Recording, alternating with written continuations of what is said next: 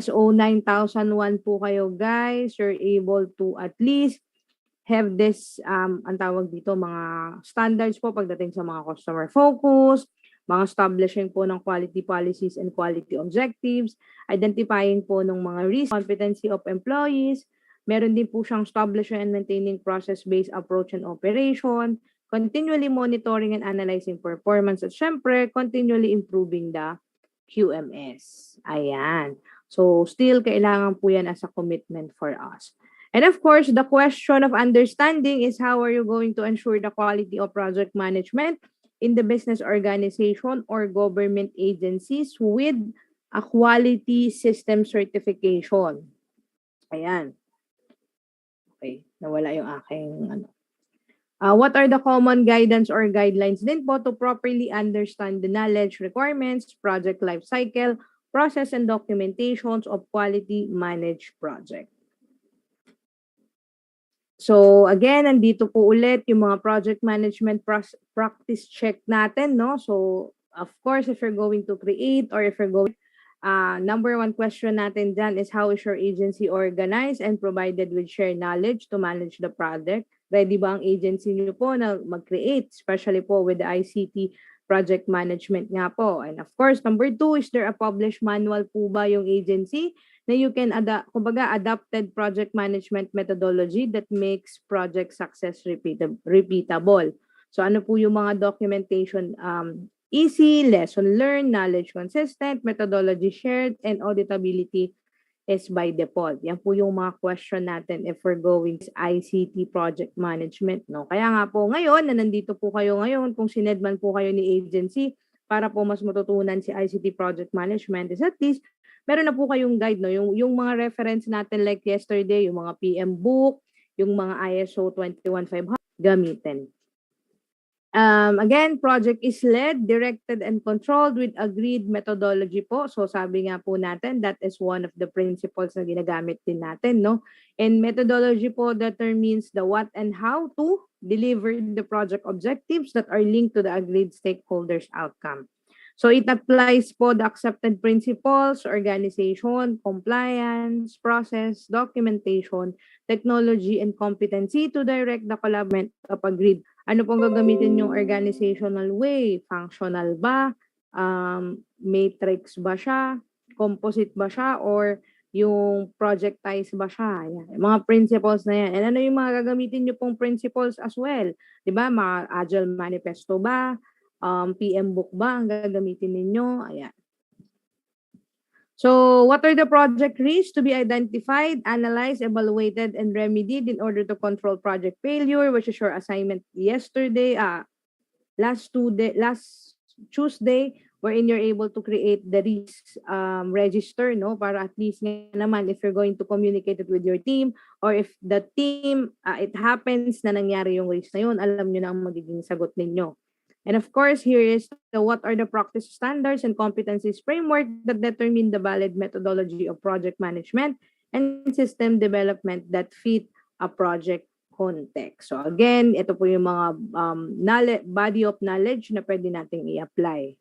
Number 5 is how to determine, describe, document, and demonstrate a project management methodology compliant with ISO 21500 and ISO 10006 project management life cycle and quality.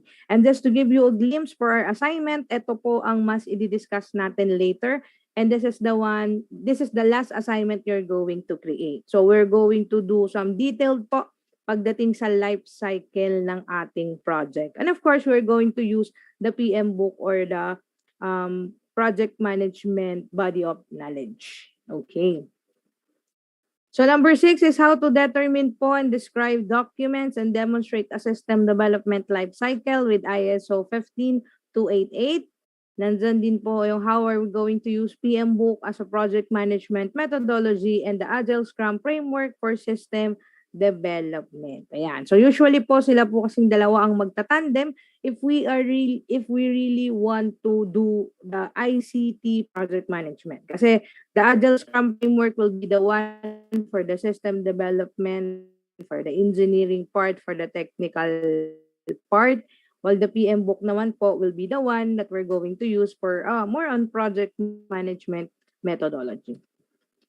And number 8, how are we going to use the ISO 25000 for system and data quality metrics and ISO 29100 for privacy compliant project?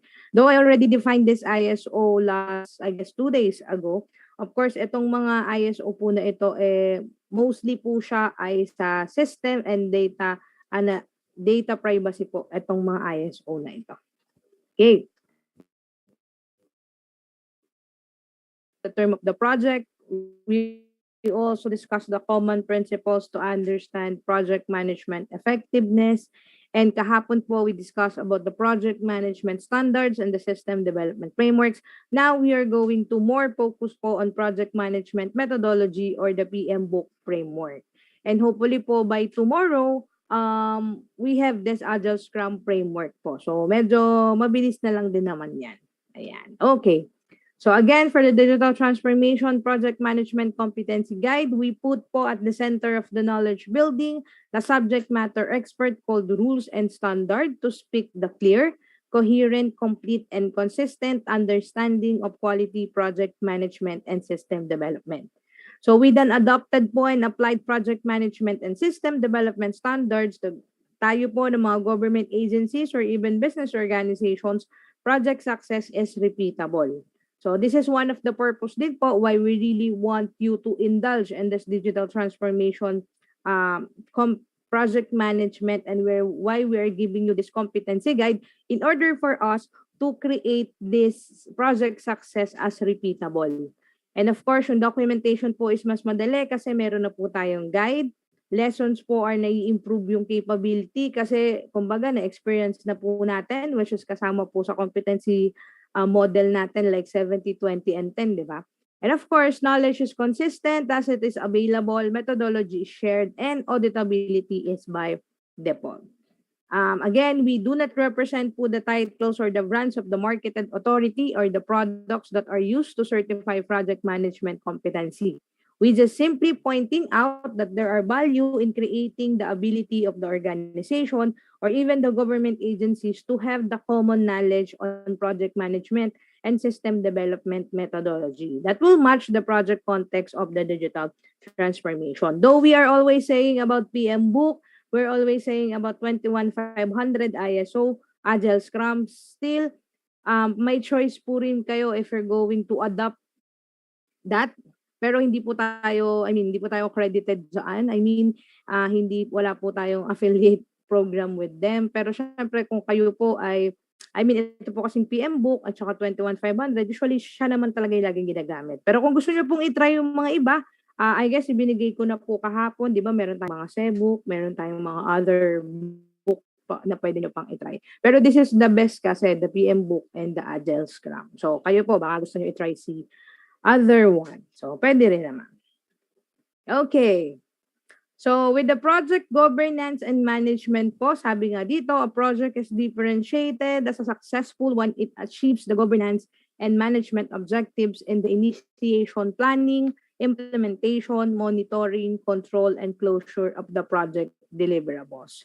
So, tsaka lang po natin siya nako-consider as a successful ang isang project kapag ito po ay nagkaroon ng governance and management. Ano po ba yung governance? Again, that is more on the principles. The management po is how you manage naman yung ating project. And of course, hindi po yan, ang project po ay hindi magiging successful kung walang closure na tinatawag. Ang closure po, hindi po ibig sabihin yan ay negative, no?